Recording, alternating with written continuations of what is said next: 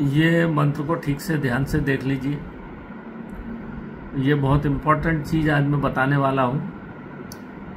ये इसमें इस चीज़ में मंत्र की ज़रूरत पड़ेगी, तो इस मंत्र को ठीक से मैं इसलिए बता दे रहा हूँ कि आप लोग इसको याद कर लेना। फिर आगे में आप क्या करना है क्या नहीं करना मैं बता। 2 मंत्र हैं, एक ये पात्र शोधन का मंत्र है ऊपर वाला, और ये सौमूत्र चिकित्सा जिसको सिम्बाहु बोलते हैं, संस्कृत में जिसको आयुर्वेदिक भाषा में सिम्बाहु जिसको बोलते हैं, उसको पीने का मंत्र है ये। तो इस दोनों मंत्र को अच्छे से देख लीजिए, एक ये है और एक ये है। नमस्कार मित्रों, जैसा आपने अभी मंत्र को, इसमें 2 मंत्र हैं, मैंने आपको बता दिए। ये शिव पार्वती संवाद जो है, शिव पार्वती जी ने शंकर भगवान से पूछा है कि प्रभु इस समाज को रोगों से मुक्ति के लिए कोई सबसे सरल उपाय बताइए। तो भगवान शिव ने ये सबसे सरल उपाय बताया है। इसकी महिमा को समझिए। सौमूत्र चिकित्सा जो है ना, इसके ऊपर एक बहुत मोटा ग्रंथ है पुराने समय का। तो ये सौमूत्र चिकित्सा है। जब भी सौमूत्र को मंत्र से अभिमंत्रित कर दिया जाए तो वो फिर अमृत बन जाता है। ये हमारा वैदिक विज्ञान है। इसका प्रयोग ऋषि मुनि करके और हजारों वर्ष तक जीते थे और निरोग रहते थे। हालांकि उनका खान पान भी शुद्ध था, तो उनका मूत्र भी शुद्ध होता था, और हमारा आजकल खान पान गड़बड़ है, फिर भी ये बहुत उपयोगी है।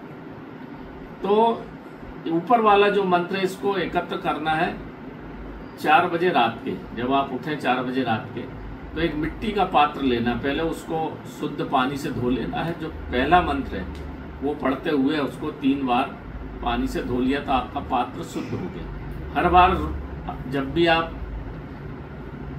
मूत्र को पात्र में एकत्र करेंगे तो हर बार उसको शुद्ध करना अनिवार्य है। 4 बजे इकट्ठे हो एक उठे तो पहले शुरू का थोड़ा सा मूत्र छोड़ दीजिए, बीच का एकत्र करना है कम से कम 300 ग्राम, और आखिरी का छोड़ देना है। इतना मूत्र आप उस पात्र में इकट्ठा करके 7 बार ये मंत्र जो दूसरा नीचे वाला है, इस मंत्र को पढ़ते हुए 6 बार पढ़ दीजिए, और 7वीं बार जब आप पढ़ेंगे तब इस मूत्र को पी लेना है। तो ये अमृत के जैसा हो जाता है। ये है सौमूत्र चिकित्सा। इससे नाना प्रकार के रोग ठीक होते हैं। जो आपने देखा होगा ना, कपालिक लोग मूत्र पीते हैं, तो जो उनका कपालिक का जो, ये अघोर विज्ञान है, कपालिक का जो मुंडी रहती खोपड़ी, उसको वो शुद्ध कर लेते हैं। उसको उनको बार बार शुद्ध करने की आवश्यकता नहीं पड़ती, क्योंकि वो चिता से ही शुद्ध करके एकत्र करके उसका शोधन करते हैं। और इसको 3 माह 6 माह 3 माह 3 वर्ष 6 वर्ष, ऐसा वो 12 वर्ष का पूरा विधान है। 12 वर्ष अगर इस चिकित्सा का उपयोग आदमी करे तो वो अदृश्य होने की शक्ति उसमें उत्पन्न हो जाती है। इसलिए कपालिक अदृश्य भी होते हैं, जो इधर से उधर गायब हो जाते हैं। ये वही विज्ञान है। ये इसको हल्के में न लें, ये बहुत ही गूढ़ विज्ञान है मित्रों, जो मैं आज आपको बता रहा हूँ। तो इसको आपने देखा होगा कि जो सिकंदर था, सिकंदर जो अपने पेशाब से मूत्र से, हालांकि उसको ज्ञान तो था नहीं, पर क्योंकि मिस्र में हमारा ज्ञान जा चुका था, यूनान में हमारा ज्ञान जा चुका था, तो उसको इतना तो पता था कि सौमूत्र से का बड़ा महत्व है। तो इससे अपने दांत साफ करता था और सुबह जल्दी उठ के इसको पीता भी था। इसलिए वो इतनी उम्र में भी बड़ा बलवान था। इसका प्रयोग बहुत पुरातन काल से वैद्य लोग करते आए थे। पर हमारा जो विज्ञान को सबसे ज़्यादा नुकसान पहुंचाया अंग्रेजों ने, और आपका हमारा नालंदा जल गया। इसलिए ये विविधा हमारे यहाँ से नष्ट होती चली गई, क्योंकि इसको अगर हम मंत्र से अभिमंत्रित कर दें, बिना मंत्र से अभिमंत्रित करके पिएंगे तो ये मूत्र कहलाता है, और जब इसको मंत्र से अभिमंत्रित कर देते हैं तो ये अमृत बन जाता है, सिम्बाहु हो जाता है। इसको प्रमेह के जो लोग हैं, मधुमेह के लोग हैं, इसको करेंगे तो उनको अच्छा फायदा होता है। इसको प्रयोग करते हैं त्रिफला के साथ। इसको अलग अलग जड़ी बूटियों के साथ प्रयोग करने का विधान दिया हुआ है। इसके ऊपर बहुत मोटा एक ग्रंथ है, तो मैं मुख्य बात यहाँ बता देता हूँ, नहीं तो फिर बहुत लंबी बात हो जाती है। तो इसको त्रिफला के साथ अगर आप प्रयोग करें तो आपकी पूरी काया शुद्ध हो जाती है। आपके वात, पित्त और कफ सब एक लाइन में आ जाते हैं। अगर इसका हम 2 माह या 3 माह प्रयोग करें तो हमारी काया पूरी निरोग हो जाती है। इसको आपका संभालू यानी निर्गुंडी की जड़ को बारीक पाउडर के साथ मिला के भी इसका प्रयोग किया जाता है। इसका प्रयोग रुद्रवंती की जड़ के साथ भी किया जाता है। तो रुद्रवंती के जड़ के साथ भी प्रयोग करेंगे तो आपका पूरा शरीर निरोग कर देता है। पूरे शरीर में से जितना भी रोग के कीटाणु हैं सब निकाल के बाहर फेंक के आपकी काया को कंचन बना देता है। इससे आँख का धोने का भी प्रयोग है। आप सवेरे उठ के पहले पेशाब को हो जाने दीजिए, फिर उसको पात्र में लेकर अगर आप दोनों आँख अपनी धोते हैं तो आँख के पूरे रोग, बिल्कुल हमारे दादा इसका प्रयोग करते थे तो उनको कभी चश्मा नहीं लगा, तो इसका प्रयोग करने से आँख के रोग ठीक हो जाते हैं। दांत का अगर हिलना, दांत में कीड़ा लगने का प्रयोग अगर इसको करें तो दांत के कीड़े भी हमारे सब मर जाते हैं और हमारे मसूड़े में फिर पायरिया रोग नहीं होता। ये बिल्कुल सब कराए हुए प्रयोग हैं। आपने एक मुहावरा भी सुना होगा कि भारत में एक मुहावरा है, कटी उंगली नहीं मूटते, कटी उंगली नहीं मूटते।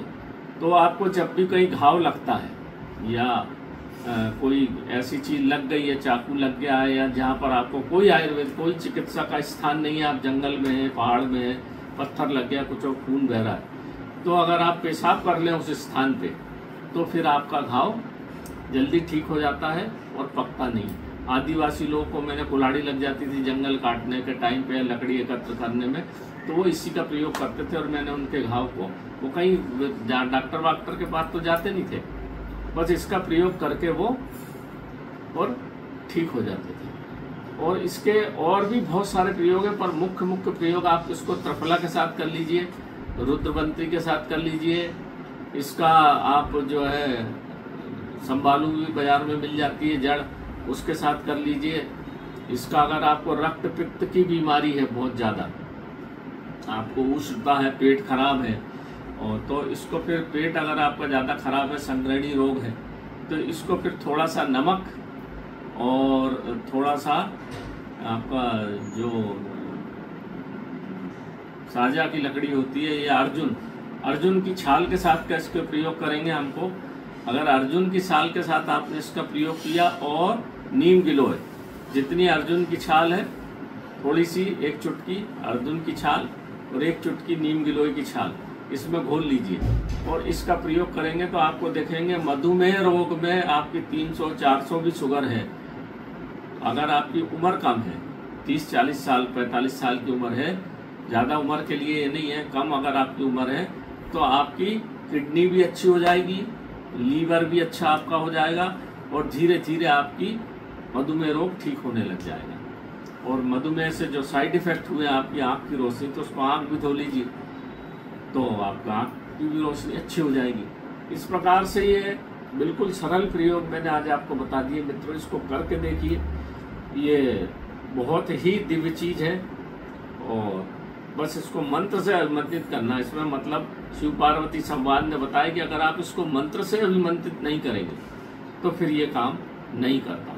तो मंत्रों में बहुत ताकत होती है और मंत्र में एक प्रकार का जो आप मंत्र जब पढ़ते हैं तो उसका जो वाइब्रेशन होता है वो इसके अंदर चला जाता है। तो मंत्र पढ़ते टाइम इसको ऐसा हाथ में पकड़ना है, कप को, जो मिट्टी का प्याला है, कुल्हड़ बाजार में मिलते हैं, ले लीजिए, डुबला ले लीजिए और उसमें धोके एकत्र करके फिर उसकी तरफ देख के मंत्र पढ़ना और फूंक देना। 7 बार आप एकत्र कर 7 बार मंत्र पढ़ के हर बार 1 बार फूंक मार दीजिए, तो जो मंत्र का आवृत्ति है उसमें चली जाती है और पवित्र हो जाता है। ये तो बहुत दिव्य विज्ञान है। हम दवाइयों के चक्कर में घूमते रहते हैं, पर जो हमारे पुरातन मुनि ऋषियों ने, महाऋषियों ने हमको बताया है उसको हम भूल गए। तो इसका प्रयोग करिए, बिल्कुल आशातीत लाभ होगी, ऐसा मैं अच्छे से जानता हूँ, मैंने कई लोगों को कराया और बड़ा अच्छा लाभ हुआ है। तो नमस्कार मित्रों, जय महाकाल आयुर्वेद। मैं आपको फिर से अपनी बात को यही ध्यान देता, मेरे वीडियो को देखिए, सब्सक्राइब करिए चैनल को, बेल को दबाइए, घंटी को, और सबको बताइए, क्योंकि आज लोग भयानक, जितनी तनख्वाह नहीं उससे ज़्यादा पैसे की दवाई खा रहे हैं। और हमारे शरीर में ही भगवान ने दवाई बनाई, उसका हम उपयोग नहीं कर रहे हैं। तो एलोपैथ कभी नहीं चाहता कि आयुर्वेद बढ़े, इसलिए हमारे पूरे जगहों के नाम अंग्रेजों ने नष्ट कर दिए, ताकि हमको दवाइयाँ जहाँ मिलती थी पुराने, जहाँ जैसे नाग पर्वत, महानाग पर्वत सतपुड़ा का नाम है, उसको उन्होंने सतपुड़ा कर दिया था। महानाग पर्वत पे कौन कौन सी औषधि आती है वो मिलेगी नहीं आप। गिरनार हमारा माउंट आबू और हिमालय और महानाग पर्वत, ये विंध्याचल, ये ऐसे पर्वत है जहाँ औषधियों का भंडार है, मैंने देखा है। तो वो सब लाने में दिक्कत आती, तो भगवान ने जो औषधि हमारे अंदर दी है, इसका प्रयोग करिए, बिल्कुल आपको आसातीत लाभ होगी, इससे नुकसान होने की कोई संभावना नहीं है। नमस्कार मित्रों, जय महाकाल।